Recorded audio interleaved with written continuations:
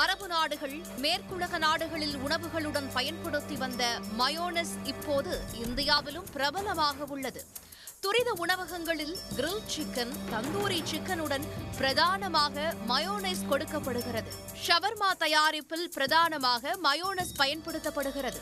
சிறியவர்கள், பெரியவர்கள் என அனைவராலும் விரும்பப்படும் இந்த மயோனஸ் தான் விஷமாக மாறி கேரளாவில் சுமார் 100 பேரின் உடல்நிலையை பாதித்துள்ளது. என்ன நடந்தது கேரளா திருச்சூரில் உள்ள மருத்துவமனைகளில் திடீரென ஏராளமானோர் உடல்நிலை பாதிக்கப்பட்டு மருத்துவமனையில் அனுமதி செய்யப்பட்டதால் பரபரப்பு ஏற்பட்டது. உணவகம் ஒன்றில் சாப்பிட்ட பிறகு உடல்நிலை பாதிக்கப்பட்டு அனுமதிக்கப்பட்டதாக ஒரே மாதிரி தெரிவித்த நிலையில் இதுகுறித்து உணவு பாதுகாப்புத்துறை அதிகாரிகள் விசாரணை மேற்கொண்டனர். அதிகாரிகள் விசாரணை மேற்கொண்டதில் குருவாயூர் கொடுங்கலூர் மாநில நெடுஞ்சாலையில் பெருஞ்சனம் பகுதியில் உள்ள தனியார் உணவகத்தில் சாப்பிட்ட மக்களே உடல்நிலை பாதிக்கப்பட்டு அரசு மற்றும் தனியார் மருத்துவமனைகளில் அனுமதிக்கப்பட்டது தெரியவந்தது. பாதிக்கப்பட்டவர்களுக்கு சோர்வு, மயக்கம், காய்ச்சல், இரத்த கொதிப்பு, வாந்தி, பேதி உள்ளிட்டவைகளால் பாதிக்கப்பட்டு அனுமதிக்கப்பட்டுள்ளனர்.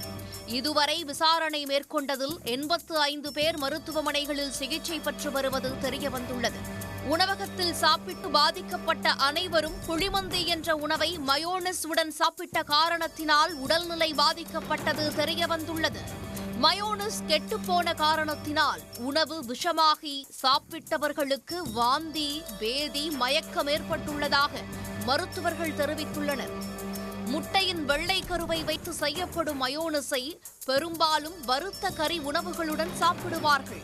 அந்த உணவகத்தில் கறி உணவுடன் அளிக்கப்பட்ட கெட்டுப்போன மயோனஸை அதிகாரிகள் பறிமுதல் செய்துள்ளனர்.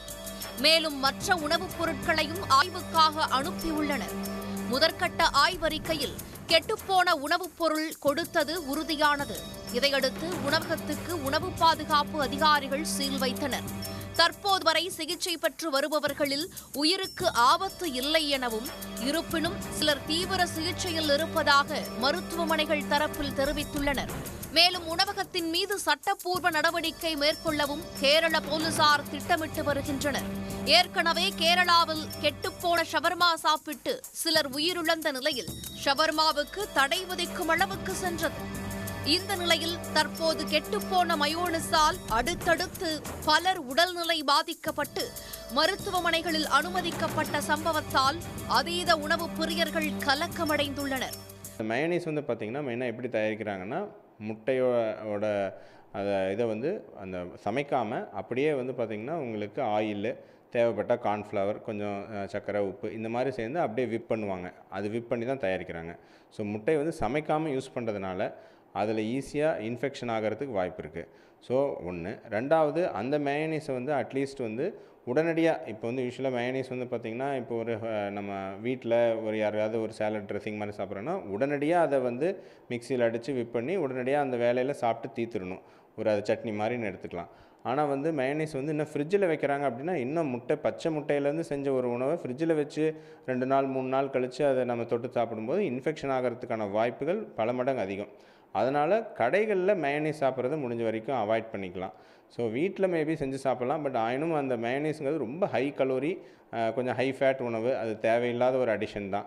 பிரச்சனை ஏற்படுவதற்கு முன்னரே தமிழ்நாட்டில் மயோனஸ் உணவுகளின் தரத்தை உணவு கட்டுப்பாட்டுத்துறை அதிகாரிகள் ஆய்வு செய்ய வேண்டும் என்ற கோரிக்கையும் எழுந்துள்ளது. உடனுக்குடன் செய்திகளை தெரிந்து கொள்ள சன் நியூஸ் பெல் ஐகானை கிளிக் பண்ணுங்க.